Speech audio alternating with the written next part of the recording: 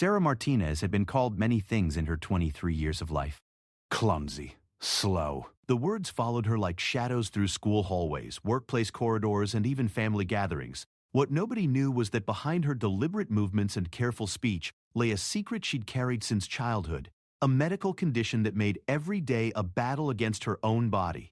On that ordinary Tuesday morning at Riverside Community College, as students rushed past her sluggish pace on the campus walkway, Sarah had no idea that a chance encounter with a battle-hardened Marine veteran would change everything. Sometimes the most profound moments in our lives come disguised as the most ordinary ones. Sometimes it takes a stranger to see what everyone else has missed.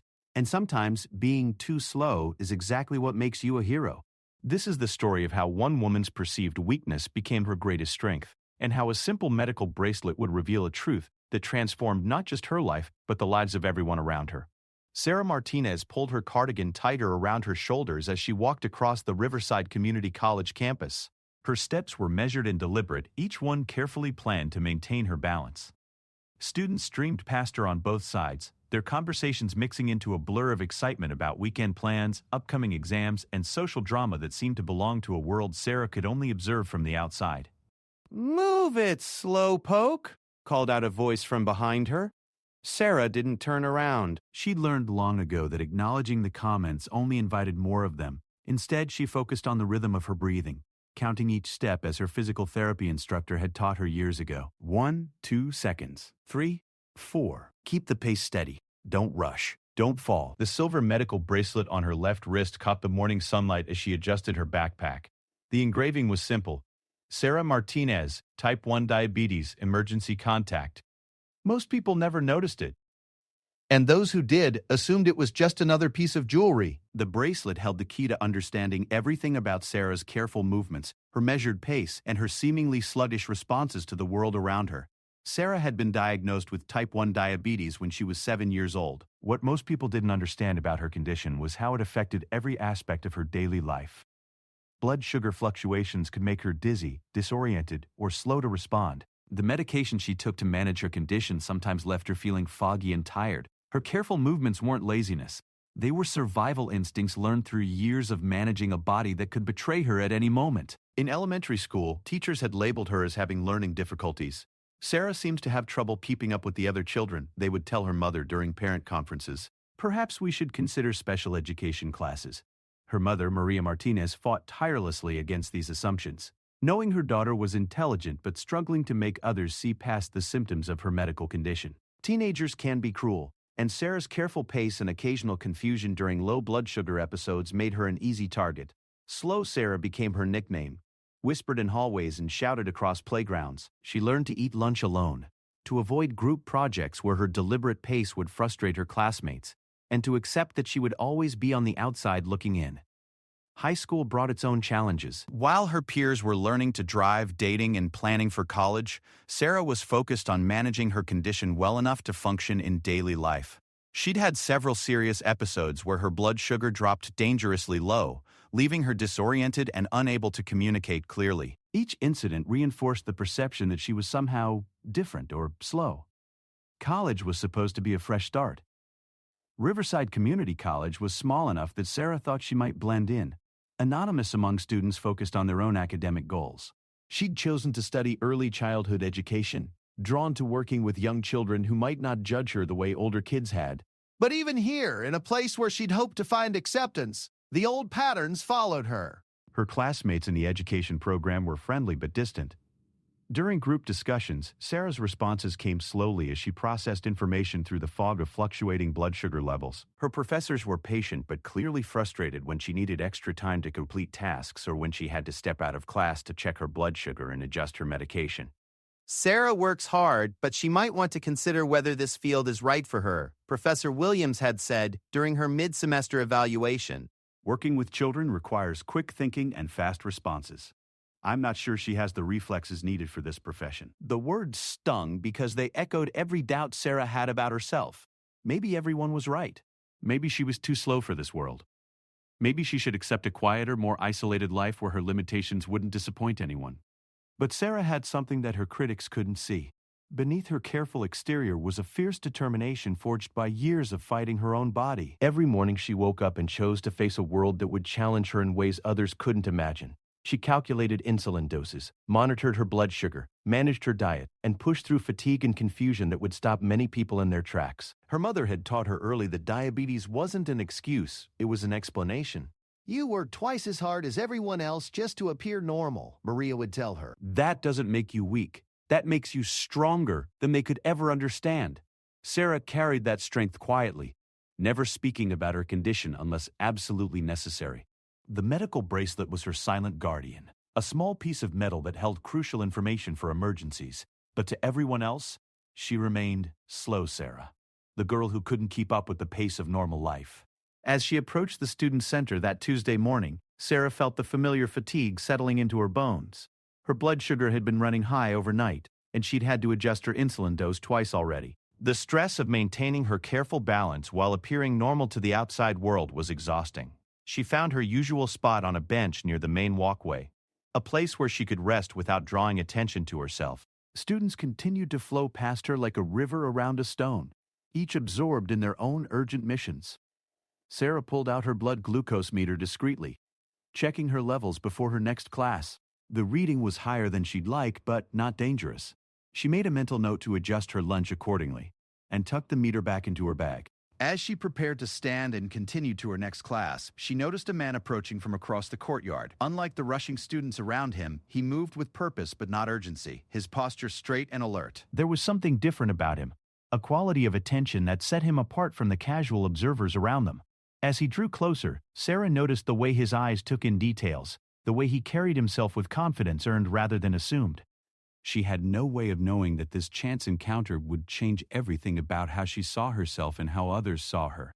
The man was heading directly toward her bench, and for a moment, Sarah felt the familiar anxiety of being noticed.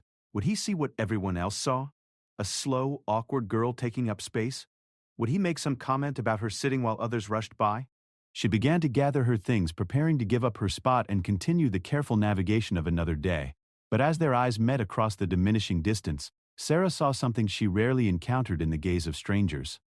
Genuine interest rather than judgment, curiosity rather than dismissal. She didn't know that she was about to meet someone who understood the weight of hidden burdens, someone who had learned to see strength where others saw weakness. The Marine veteran approaching her had his own story of being underestimated and misunderstood.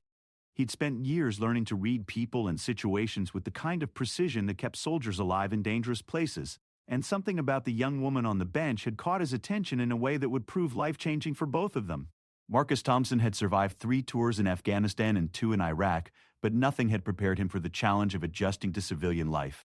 At 34, he was using his GI benefits to pursue a degree in emergency management at Riverside Community College, hoping to channel his military experience into a career helping communities prepare for disasters. The transition from the structured world of the Marines to the casual chaos of college life had been more difficult than any battlefield he'd faced. His training had taught him to notice details that others missed, the way someone held their shoulders when they were in pain, the subtle signs of stress or illness that could compromise a mission. These skills had kept him and his fellow Marines alive in hostile environments, and they'd become second nature, impossible to turn off even in the peaceful setting of a community college campus. That Tuesday morning, Marcus was heading to his statistics class when something made him pause. Across the courtyard, a young woman sat alone on a bench, and everything about her posture spoke of careful control. While other students moved with the careless energy of youth, her movements were precise, measured. She held herself like someone managing pain or illness, though she was clearly trying not to show it. Marcus had seen that same careful control in wounded soldiers who pushed through their limitations to avoid being seen as weak. There was strength in her stillness, a quality he recognized from his own struggles with invisible wounds. His therapist at the VA had taught him about the courage it took to function normally when your body or mind was fighting against you every day. Do and D. As he watched, the young woman discreetly pulled something from her bag, a small device that she checked quickly before tucking it away again. The movement was so practiced and subtle that most people would have missed it entirely, but Marcus's trained eye caught the familiar gesture. He'd seen diabetic Marines perform the same blood sugar checks during long missions, always trying to maintain their medical needs without compromising the team's momentum. But it was what happened next that made Marcus change direction and approach her bench. A group of students passed by, and one of them called out, "Get moving, slowpoke! Some of us have places to be!" The young woman's shoulders tightened almost imperceptibly, and she began gathering her things with the resigned efficiency of someone accustomed to criticism. In that moment, Marcus saw something that made his training and experience crystallize into clarity. As the young woman stood and adjusted her backpack, the sleeve of her cardigan rode up slightly, revealing a medical alert bracelet on her left wrist. The silver caught the light for just an instant, but it was enough for Marcus to recognize what it was and understand what he was witnessing. This wasn't a lazy student avoiding responsibility. This was someone managing a serious medical condition while trying to navigate a world that demanded speed and efficiency above all else. Marcus had seen fellow Marines struggle with similar challenges, soldiers with diabetes who had to fight for the right to serve, who worked twice as hard as everyone else just to prove they could do the job. What has Stephanie happened to? This is the book. It's about history. What is most important for us to be seen? "Excuse me," Marcus said as he approached the bench. His voice was calm and respectful, the tone he'd learned to use when approaching civilians in war zones, non-threatening but confident. "I'm sorry to bother you, but I couldn't help noticing your medical bracelet. Are you diabetic?" Sarah froze, her bag halfway onto her shoulder. In her 5 years of wearing the bracelet, almost no one had ever noticed it, let alone identified what it meant. She looked up at the man who had spoken, taking in his military bearing, his alert but kind eyes, and the genuine concern in his voice. "Yes," she said quietly, unsure where this conversation was heading.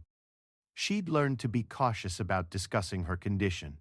Too often revelation led to pity, discrimination, or unwanted advice from people who didn't understand the complexity of managing diabetes. Marcus nodded, his expression thoughtful. "I served with a few Marines who were type 1. Tough as nails, every one of them. But they had to work harder than the rest of us just to maintain their readiness levels. I saw how much strength it took for them to function normally when their blood sugar was off. How much discipline it required to manage everything while keeping up with military demands." Sarah stared at him, speechless. No one had ever described her condition in terms of strength or discipline. For her entire life, diabetes had been framed as a limitation, a weakness, something that held her back from being normal. To hear it described as requiring toughness and discipline was completely foreign to her experience. "The way you handle yourself," Marcus continued, settling onto the bench beside her with the easy confidence of someone accustomed to reading situations quickly. "The careful way you move. How you check your levels discreetly. You've got the same bearing they had. It takes real strength to manage what you're managing while making it look effortless to everyone around you." "People think I'm slow," Sarah said, the words coming out before she could stop them. Years of accumulated hurt and frustration colored her voice. "Teachers, classmates, even my professors. They think I can't keep up, that I'm not smart enough or fast enough for the real world." Marcus's jaw tightened slightly, and Sarah saw something flash in his eyes. Anger, but not directed at her. "They're wrong," he said simply. "They're seeing the surface and missing what's actually happening. You know what I see when I watch you? I see someone who's running a complex operation every single day. You're monitoring your blood sugar, calculating insulin doses, managing your diet, adjusting for stress and activity levels, all while maintaining your academic performance and trying to blend in with people who have no idea what you're dealing with." He leaned forward, his voice taking on the intensity of someone who had learned hard truths through experience. "In the military, we call that operational excellence under pressure. Most people couldn't handle a fraction of what you manage every day, and they certainly couldn't do it while making it look easy." I am not gonna take on anything. Sarah felt tears prick at the corners of her eyes. No one had ever seen her daily routine as anything more than the basic requirements of managing a chronic illness. To hear it described as operational excellence, to have someone recognize the mental and physical effort required, was overwhelming. But I am slow, she protested weakly. "When my blood sugar is off, I can't think as quickly.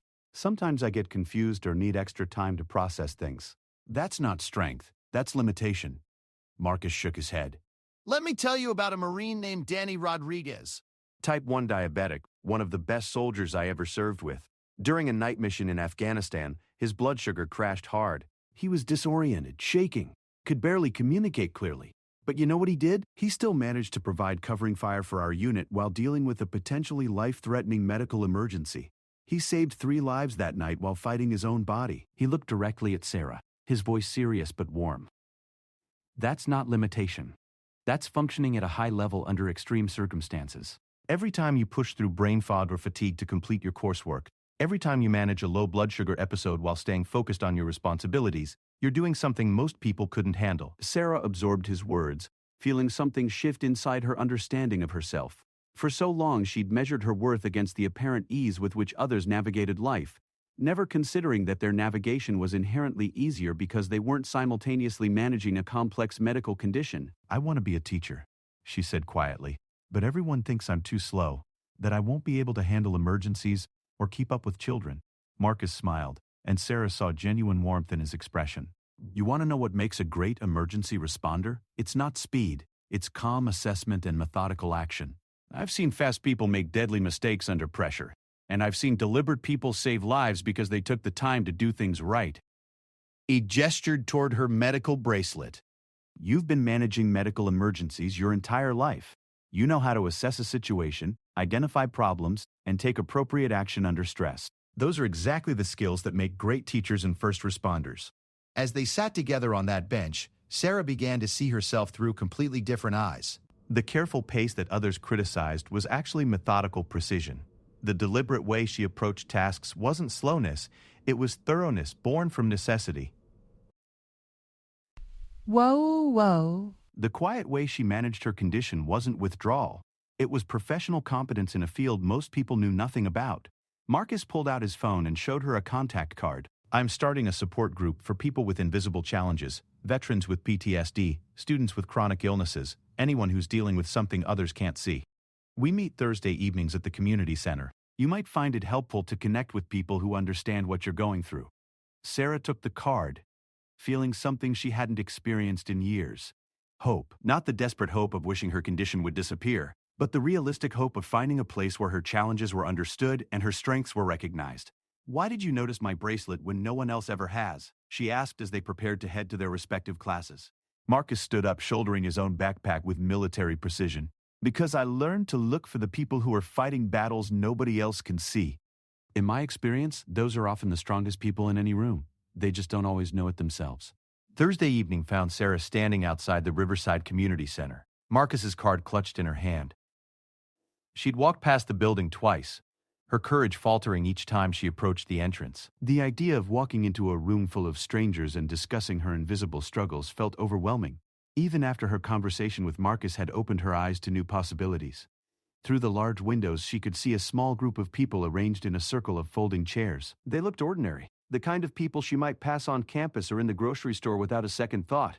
But according to Marcus, each of them was fighting battles that couldn't be seen from the outside.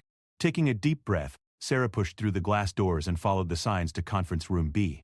Her blood sugar was stable. Her insulin pen was in her pocket, and her glucose meter was easily accessible. She'd learned long ago to prepare for any situation where stress might affect her body's delicate balance. "Sarah!" Marcus's voice was warm and welcoming as she hesitated in the doorway. He stood up from the circle and approached her with the same calm confidence she'd noticed on the campus bench. "I'm so glad you decided to come. Let me introduce you to everyone." The group was smaller than Sarah had expected, only 6 people including Marcus. There was Elena, a nursing student with lupus who looked healthy but dealt with invisible fatigue and joint pain. James, a veteran about Marcus's age, had lost his left leg below the knee but walked so smoothly with his prosthetic that most people never noticed. Dr. Patricia Wong was a psychology professor dealing with severe anxiety disorder that sometimes made teaching difficult despite her expertise in the field. Then there was Miguel, a 19-year-old art student with epilepsy who'd been told by multiple teachers that his condition made him unsuitable for certain careers. And finally, there was Rebecca, a middle-aged woman returning to school after her children had grown up, who was managing both diabetes and depression while pursuing a degree in social work. "We call ourselves the Hidden Warriors," Marcus explained as Sarah took a seat in the circle. "Because we're all fighting battles that most people can't see, and we've all learned that invisible doesn't mean imaginary." As the group began to share their experiences from the week, Sarah listened with growing amazement. Elena described pushing through a lupus flare to complete her clinical rotations, working 12-hour shifts while her joints screamed in protest. James talked about the mental energy required to constantly calculate balance and movement with his prosthetic, and how exhausting it was to make his adaptation look effortless to others. Dr. Wong shared how she'd had to step out of a faculty meeting when her anxiety spiked, and how she'd spent the rest of the day convincing herself that her colleagues didn't think she was unprofessional. Miguel described the frustration of having his artistic abilities questioned because teachers worried about liability if he had a seizure while working with certain tools. How is this? When it was Sarah's turn to speak, the words came more easily than she'd expected. This week, for the first time in my life, someone told me that managing my diabetes was a skill rather than a limitation, she said, glancing gratefully at Marcus. I've always thought of myself as slow and inadequate, but I'm starting to wonder if I've been measuring myself against the wrong standards. Rebecca leaned forward, her eyes bright with understanding. I know exactly what you mean. I spent years thinking I was lazy because depression made everything take longer and require more effort. It wasn't until my therapist helped me understand that functioning with depression actually requires extraordinary strength that I started to see my daily accomplishments differently. That's the thing about invisible conditions, Dr. Wong added. People judge our output without understanding our input. They see the end result. Maybe we're a little slower. Maybe we need accommodations. Maybe we approach things differently, and they assume that reflects our capabilities rather than our circumstances. Miguel nodded enthusiastically. Exactly! People see me take extra precautions in the art studio and think I'm being overly cautious or scared. They don't understand that I'm actually being responsible and strategic about managing real risks while still pursuing what I love. As the discussion continued, Sarah began to understand something profound about her own experience. She'd spent years apologizing for her limitations without recognizing her adaptations as strengths. Every strategy she'd developed for managing her diabetes, every coping mechanism she'd created for dealing with blood sugar fluctuations, every careful plan she made to maintain her health while pursuing her goals. These weren't signs of weakness. They were evidence of resilience and intelligence. I want to share something with all of you, Marcus said as the formal discussion portion of the meeting began to wind down. Sarah mentioned wanting to be a teacher, and her professors have questioned whether she can handle emergencies or keep up with children. I think that's a perfect example of how people completely miss the point about invisible disabilities. He turned to address Sarah directly. You've been handling medical emergencies your entire life. You can recognize the early signs of a crisis, assess a situation quickly, and take appropriate action under pressure. You know how to stay calm when your body is betraying you, how to think clearly when your blood sugar is affecting your cognitive function, and how to maintain your responsibilities even when you're not feeling well. Those are exactly the skills that make great teachers. Elena jumped in. And think about empathy. You know what it feels like to struggle with something that others can't see. How valuable would that be in a classroom full of children who might have their own invisible challenges? Plus, James added with a grin, you've probably developed incredible patience. When you're used to your body working on its own timeline, you're less likely to get frustrated with kids who need extra time or different approaches. Sarah felt tears welling up again, but this time they were tears of recognition rather than frustration. These people understood something about her that she'd never understood about herself. They could see strengths where she'd only seen limitations, skills where she'd only seen deficits. I have an idea, Dr. Wong said thoughtfully. Sarah, would you be interested in doing some volunteer work at the campus tutoring center? We often have students with learning differences or chronic illnesses who struggle with traditional teaching methods. Your perspective and patience could be incredibly valuable. And I know someone in the education department. Oh, Rebecca added. Professor Martinez, no relation to you, I assume, has been advocating for more inclusive teaching practices. She might be very interested in having you do an independent study project on accommodating students with chronic illnesses. As the meeting ended and people began to gather their belongings, Sarah felt something she'd never experienced before. A sense of belonging based on her authentic self rather than a performance of normalcy. These people didn't see her diabetes as something to overcome or hide. They saw it as part of her unique perspective and skill set. Marcus approached her as she prepared to leave. How are you feeling about everything? overwhelmed, Sarah admitted, but in a good way. It's like I'd been seeing myself through a funhouse mirror my whole life. And suddenly, someone handed me a regular mirror.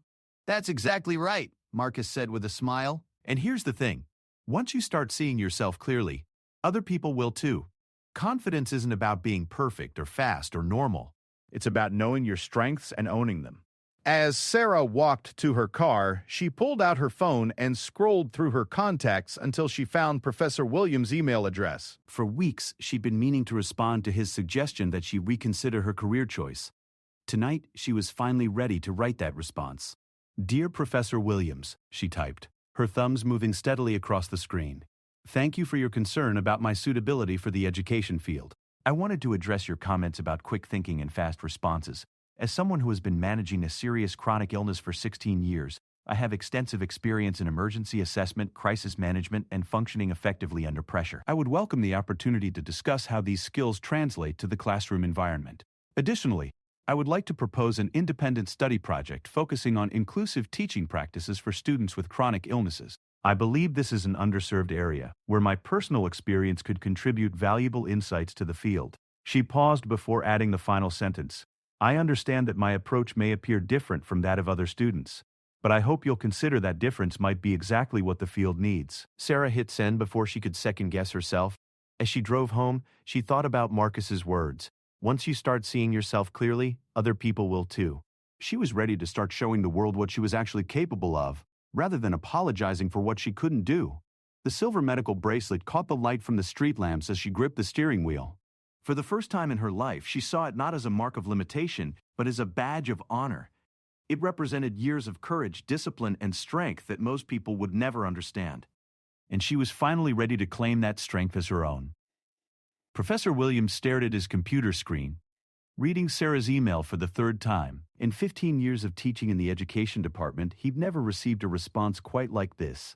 1. Students usually either accepted his guidance quietly or argued defensively about their capabilities. This email was different.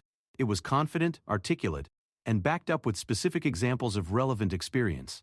He leaned back in his chair, considering. Sarah Martinez had always puzzled him. Her academic work was excellent, thoughtful, well-researched, and demonstrated a deep understanding of child development theory. But in class, she seemed slow to participate, often taking longer than other students to respond to questions or complete activities. He'd interpreted this as a lack of quick thinking skills necessary for classroom management. Reading her description of managing a chronic illness for 16 years in terms of emergency assessment and crisis management gave him a completely different perspective on her classroom behavior. What if her careful responses weren't signs of slow thinking, but evidence of thorough analysis? What if her measured pace reflected medical necessity rather than intellectual limitation? The next morning, Professor Williams found himself walking across campus to the faculty mailroom with unusual purpose. He'd spent the evening researching inclusive teaching practices and had been surprised by how little attention the education field paid to teachers with chronic illnesses, despite the fact that many students dealt with similar challenges. "Sarah's proposal is actually quite timely," he explained to Dr. Rebecca Martinez, the department head, as they discussed the independent study request over coffee. "The state education department has been pushing for more inclusive practices, and we've been approached by several school districts asking for guidance on supporting students with invisible disabilities. A study examining this from the perspective of an educator with lived experience could be groundbreaking." Martinez nodded thoughtfully. "I remember Sarah from her Introduction to Education course. Quiet student, but her written work was exceptional. There was something about her approach to child development theory that showed unusual insight into how children with different needs learn and adapt."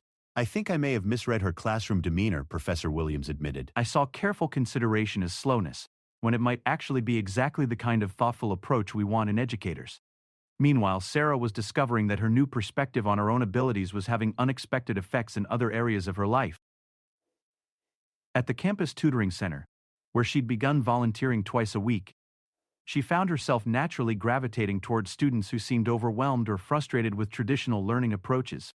"I don't get why this is so hard for me," complained Jake, a freshman struggling with his biology coursework.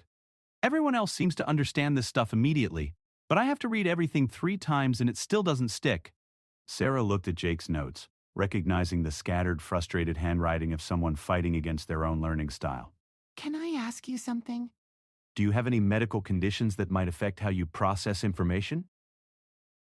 Jake looked surprised by the question. "Well, I have ADHD, but I take medication for it." That shouldn't matter, right? It absolutely matters, Sarah said, settling into the chair beside him.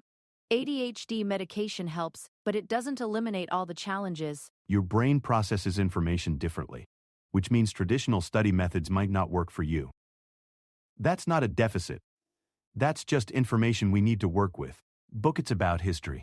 Over the next hour, Sarah helped Jake reorganize his study approach.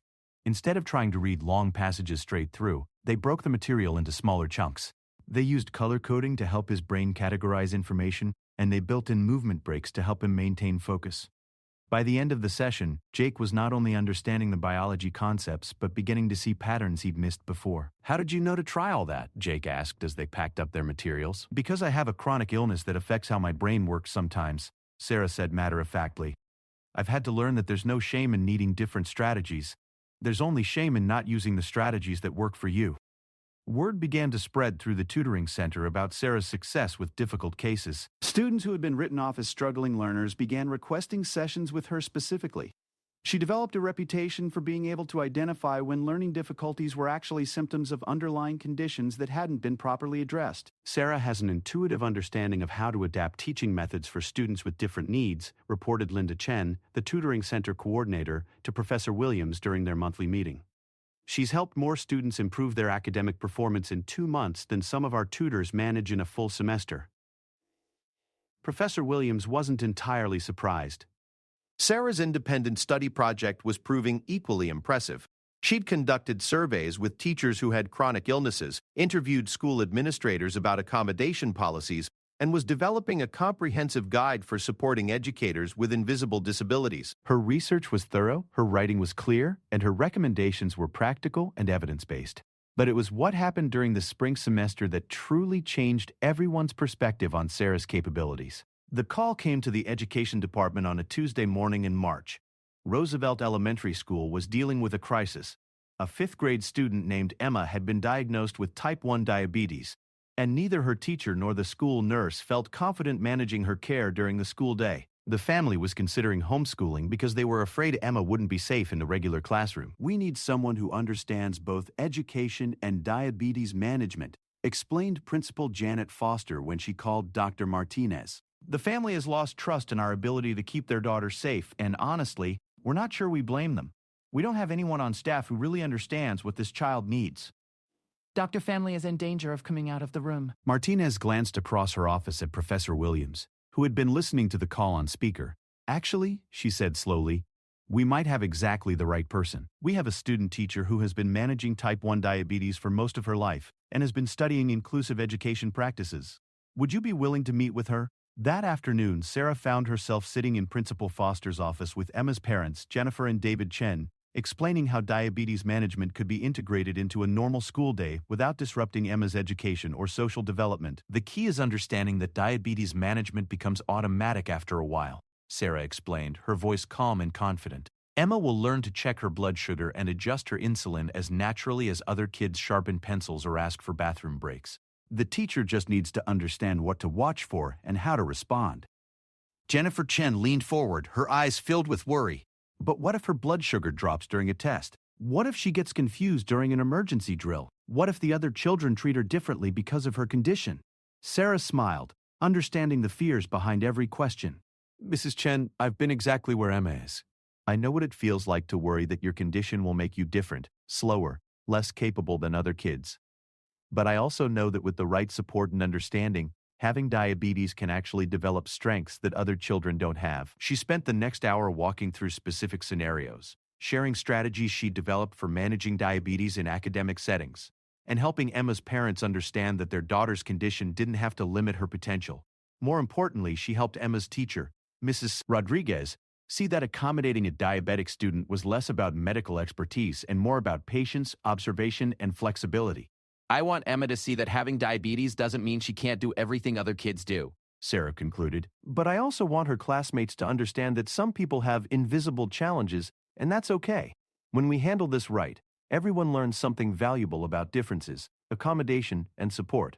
Principal Foster was impressed enough to ask Sarah to develop a presentation for the entire faculty about supporting students with chronic illnesses. Emma's parents were so grateful that they asked Sarah to be their daughter's advocate during IEP meetings. Mrs. Rodriguez requested that Sarah mentor her through Emma's transition back to school. But the real validation came 6 weeks later, when Emma Chen bounded up to Sarah in the school hallway, her cheeks flushed with excitement. "Miss Martinez!" "Guess what? I got picked to be the student safety monitor for our class." Mrs. Rodriguez says I'm really good at staying calm when other kids get upset and helping people solve problems. Sarah knelt down to Emma's level, seeing in the young girl's bright eyes the confidence that had been missing from her own childhood. That's wonderful, Emma. You know why you're good at helping people solve problems? Why? Because you've been solving complex problems every day with your diabetes. You've learned skills that other kids your age haven't had to learn yet. That makes you special, not different. As Sarah watched Emma skip back to her classroom, her medical alert bracelet catching the hallway lights just as Sarah's always did, she realized that her own story had come full circle. She wasn't the slow girl who couldn't keep up anymore. She was the teacher who could help others find their way. Professor Williams, who had been observing Sarah's work at Roosevelt Elementary as part of her student teaching evaluation, approached her as she prepared to leave the building. "Sarah, I owe you an apology," he said, his voice serious but warm. "I made assumptions about your capabilities based on surface observations, and I was completely wrong. Watching you work with Emma and her family, seeing how you've transformed the tutoring center, reading your research, you're not just cut out for this profession. You're exactly what this profession needs." Sarah smiled, thinking of Marcus and the Hidden Warriors group that had helped her see her own strength. Thank you, Professor Williams. But you weren't entirely wrong. I am slower than other people, sometimes. I do need different strategies and accommodations. I just learned that those things don't make me less capable. They make me differently capable. As she walked to her car, Sarah reflected on how much had changed since that day Marcus had noticed her medical bracelet. Bad, bad, bad, bad, bad, bad, bad, bad, bad, bad, bad, bad, bad, bad, bad, bad, bad, bad. She was still the same person with the same condition, but she'd learned to see herself through entirely different eyes. More importantly, she'd learned to help others. Students, parents, teachers, see past surface assumptions to recognize the strength that often hides behind apparent limitations. The girl they'd called too slow was becoming the teacher who helped others find their perfect pace. 2 years later, Sarah Martinez stood at the front of her own third-grade classroom at Roosevelt Elementary School, watching 28 pairs of eyes look up at her with the mixture of curiosity and anticipation that marked the beginning of a new school year. Her medical bracelet caught the morning light streaming through the classroom windows, no longer a source of shame but a symbol of the unique perspective she brought to her teaching. "Good morning, class," she said, her voice warm and confident. "I'm Miss Martinez, and I'm going to be your teacher this year. Before we begin, I want to tell you something important about me, and then I want to hear something important about each of you." Sarah moved away from her desk, her pace measured but purposeful. I have something called type 1 diabetes, which means my body needs help managing sugar in my blood. Sometimes I need to check my blood sugar with a small device, and sometimes I need to give myself medicine. This might seem different from what you're used to, but it's just part of how I take care of myself so I can be the best teacher possible for all of you. A small hand shot up in the back of the room. "Does it hurt?" asked a boy named Marcus. Named his parents had told Sarah during orientation. After a Marine who had helped them understand their own son's ADHD as a strength rather than a limitation. "Sometimes a little," Sarah answered honestly. "But you know what I've learned? Taking care of ourselves, even when it's uncomfortable or different from what other people do, is one of the most important skills we can develop. And dealing with challenges can actually make us stronger and more helpful to others." She looked around the room, seeing not just children but future advocates, problem solvers, and compassionate human beings. Now, I want each of you to think about something that makes you unique. It might be something others can see, or it might be something invisible that only you know about. It might be something you're proud of, or something you're still learning to understand. Everyone has something that makes them special, and in our classroom, we're going to celebrate those differences. As the children began to share, Maria talked about her anxiety that made her worry about everything. Jamie mentioned his autism that helped him notice patterns others missed. Keisha shared about her grandmother who was teaching her to be patient with people who moved slowly. Sarah felt the profound satisfaction of creating the kind of environment she'd wished for as a child. The transformation in her life had been remarkable, but not sudden. After her successful student teaching experience, Sarah had been hired immediately by Roosevelt Elementary. Principal Foster had specifically recruited her, recognizing that the school needed educators who could serve their increasingly diverse population of students with various visible and invisible challenges. Sarah's classroom had become a model for inclusive education practices. Her bulletin boards featured not just academic achievements, but also strength spotlights that highlighted how students used their unique characteristics to help themselves and others. Her lesson plans integrated multiple learning styles and paces naturally, making accommodations feel like enrichment rather than special treatment. But perhaps most importantly, Sarah had become a mentor and advocate for other educators with chronic conditions.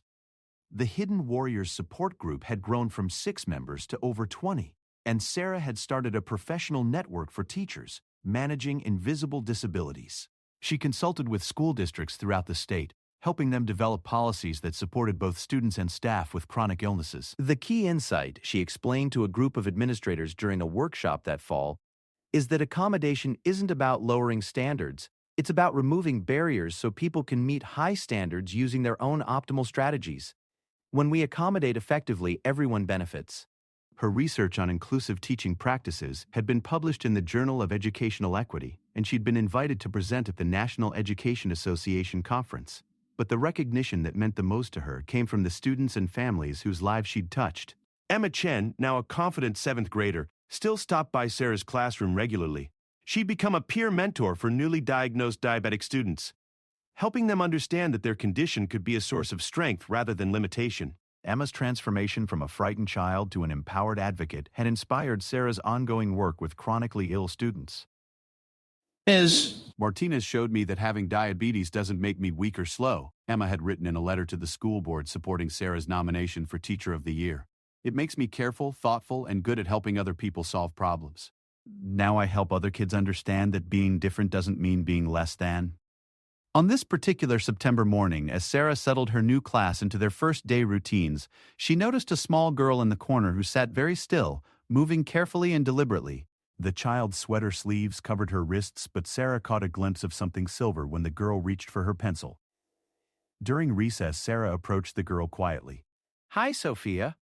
How are you feeling about your first day?" Sophia looked up with eyes that held the guarded wariness Sarah remembered from her own childhood.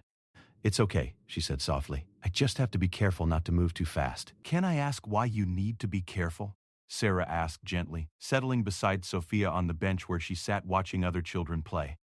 After a moment of hesitation, Sophia rolled up her sleeve to reveal a medical bracelet identical to Sarah's. I have diabetes. My mom says I have to always be careful and check my blood sugar and not run around too much because it might make me sick. Sarah felt her heart clench with recognition and determination. "Sophia, can I tell you something? I have diabetes too, and I've learned some things about it that might surprise you." For the next 20 minutes, Sarah shared her story, not the sanitized version appropriate for faculty meetings or research presentations, but the real story of a girl who had been called too slow until someone helped her understand her own strength. She told Sophia about Marcus, the Marine who had seen her medical bracelet and recognized her daily courage.